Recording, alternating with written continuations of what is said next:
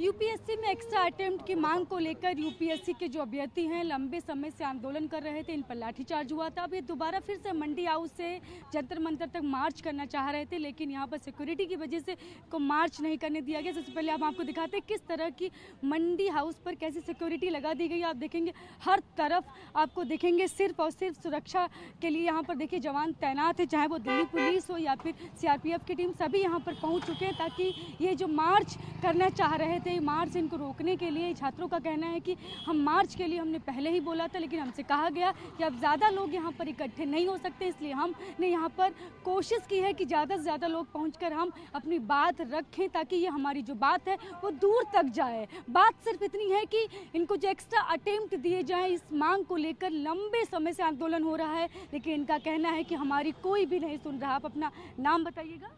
सुभाष ठाकुर मेरा नाम है, मैं मुजफ्फरपुर बिहार से आया हूँ। कब से आपका ये आंदोलन चल रहा है? ये मैडम 2020 से ही चल रहा है। फर्स्ट वेव जब आया था कोविड का, उसके बाद से ही हम लोग प्रयासरत हैं कि सरकार हमें कोविड कंपनसेटरी अटेम्प्ट दे। लेकिन 2021 में उससे बड़ी वेव आई जिसने और ज़्यादा नुकसान पहुँचाया छात्रों को।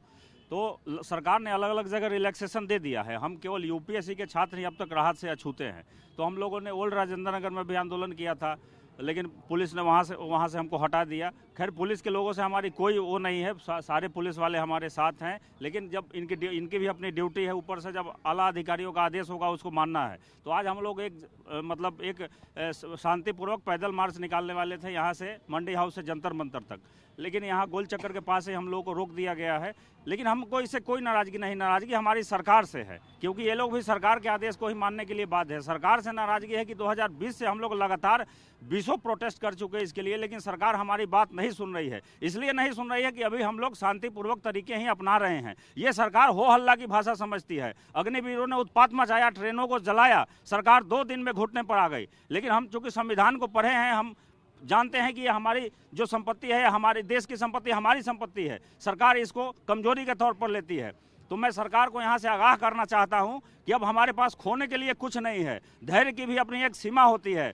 अगर किसी व्यक्ति के अंदर से डर खत्म हो गया तो फिर वो कुछ भी कर सकता है। तो हम भी आगे पूरे भारत के छात्रों को जोड़ने की कोशिश कर रहे हैं। हम जनवरी में बहुत बड़ा आंदोलन करेंगे। सरकार को फिर रोकना मुश्किल होगा। सरकार हमें हल्के में न ले। अभी आपके कितने अटेम्प्ट हो चुके हैं और आपको एक्स्ट्रा अटेम्प्ट की मांग क्यों है? मेरे 4 अटेम्प्ट हो चुके हैं और मेरे पास मतलब अटेम्प्ट तो बचा है, लेकिन मैं एज बार्ड हो गया हूँ।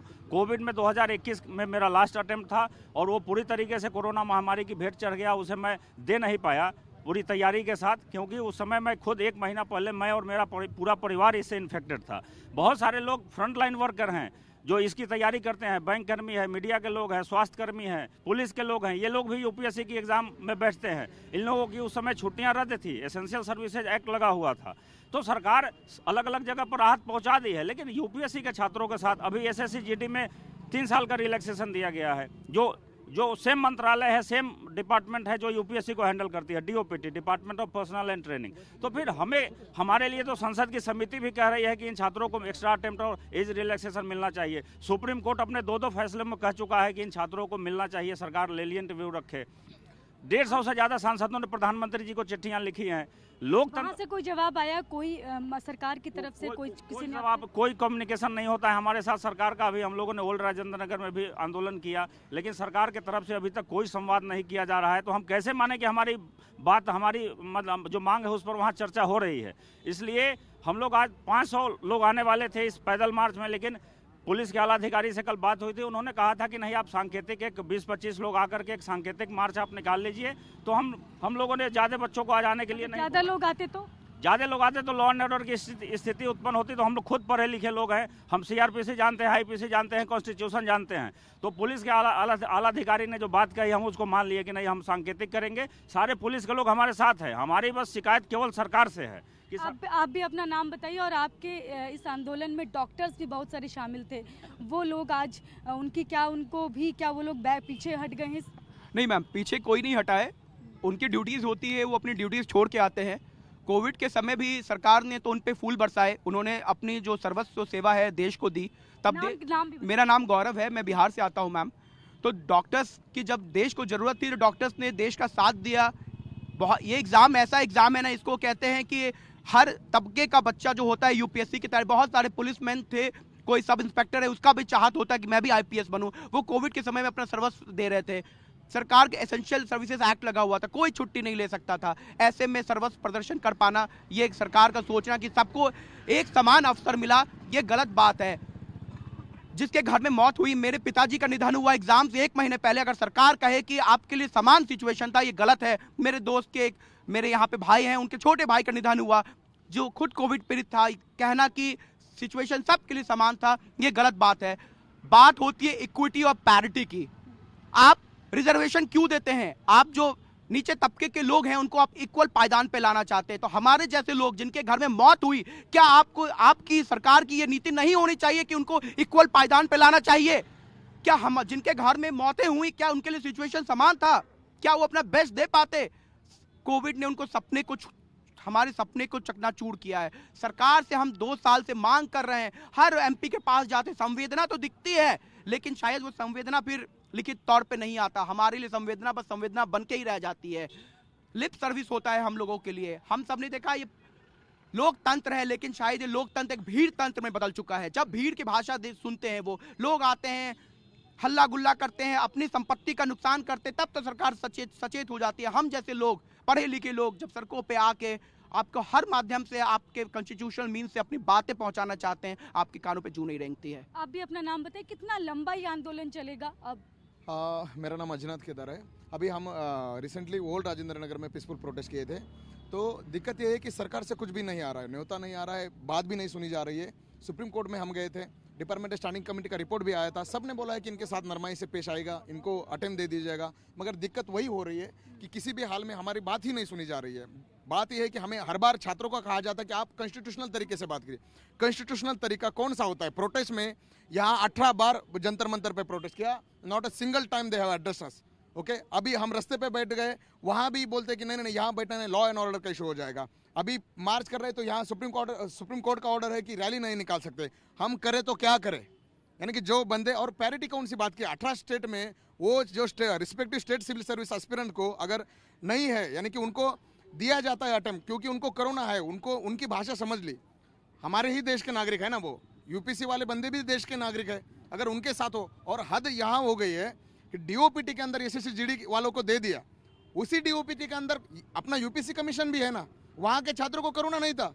हमारे तो यूपीएससी के अभ्यर्थियों को क्यों नहीं दिया? यूपीएससी के जो अभ्यर्थी हैं, आप भी अपना नाम बताइए, और कितना लंबा ये आंदोलन अभी आपको लगता है कि चलाना पड़ेगा, तब ये मांग आपकी पूरी? जी, मेरा नाम डॉक्टर नम्रता है और ये आंदोलन हम 2 साल से चला रहे हैं और अभी भी चलाते रहेंगे। फरवरी में नोटिफिकेशन आ रही है, हम बार बार सरकार से कह रहे हैं कि अभी हमें अटेम्प्ट दे दें। 19 से 20 दिसंबर को हमने ओल्ड राजेंद्र नगर में प्रोटेस्ट करा था, हम दोबारा करेंगे। अभी हमें प्रोटेस्ट करने की परमिशन नहीं है, इसीलिए 50 से 100 लोग इकट्ठा हुए हैं, क्योंकि आप लॉ एंड ऑर्डर को चैलेंज नहीं कर सकते और हम नहीं कर रहे हैं। हमने कॉन्स्टिट्यूशन पढ़ा है, हमें भी पता है कि आर्टिकल 19 के अंदर कैसे शांतिपूर्वक करा जाता है, और हम फिर करेंगे 26 जनवरी के आसपास, फिर करेंगे। और फिर से, क्योंकि हमें फरवरी में नोटिफिकेशन में अटेम्प्ट चाहिए, और जब तक करते रहेंगे जब तक हमें अटेम्प्ट नहीं मिलता है। आप मेडिकल फील्ड से जुड़ी हुई हैं? हाँ जी। तो आप लोग जब ओल्ड राजेंद्र नगर में जो प्रोटेस्ट कर रहे थे, तब पुलिस ने आपको रोका और आपके ऊपर लाठियां भी चलाई? हाँ जी, बिल्कुल, उन्होंने बिल्कुल बेरहमी से हम लोगों को उठाने की कोशिश की। हम वो छात्रों का गढ़ माना जाता है, वहीं से यूपीएससी के लोग तैयारी करते हैं, हम वहीं पे इसलिए बैठे थे कि सब तक हमारी बात पहुंचे, और तभी सरकार तक हमारी बात पहुंची। लेकिन सरकार हमें बुलाए और अटेम्प्ट दे। नोटिफिकेशन में सिर्फ एक अटेम्प्ट ही तो निकालना है, इसके लिए कोई प्रावधान नहीं चाहिए, कोई पार्लियामेंट में कोई इन्होंने एक्ट नहीं बनाना, सिर्फ एक नोटिफिकेशन में सिंपली डीओपीटी अपने गैजेट उसमें निकाल देगा, जैसे कि एसएससी जीडी के लिए निकाला है। इसमें कोई इतनी बड़ी बात है ही नहीं, ना कोई मीटिंग की बात समझने की है, ना कोई कमेटी ऑलरेडी रिकमेंड कर चुकी है। 112वीं स्टैंडिंग रिपोर्ट पढ़ी है, कमेटी रिकमेंड कर चुकी है, सुप्रीम कोर्ट कर चुकी है, प्रतिदिन लोग छात्र सड़कों पे उतरे हुए हैं।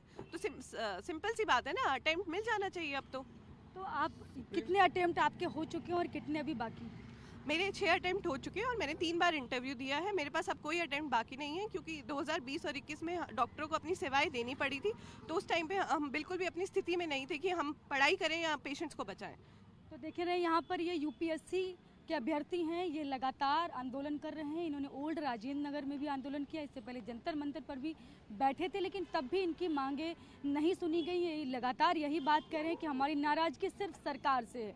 इस आंदोलन में तमाम डॉक्टर्स भी शामिल हैं, जो कि इनका कहना है कि हम कोविड के दौरान हमने देश सेवा की और अब हमारे साथ सरकार आखिर हमारी ये मांग क्यों नहीं मांग रही है। और जब तक ये हमारी मांगे हमारी नहीं मानी जाएंगी, तब तक हम इसी तरह से आंदोलन करते रहेंगे। कैमरा पर्सन रोहित के साथ मैं शालिनी वाजपेयी, TV9 भारतवर्ष दिल्ली।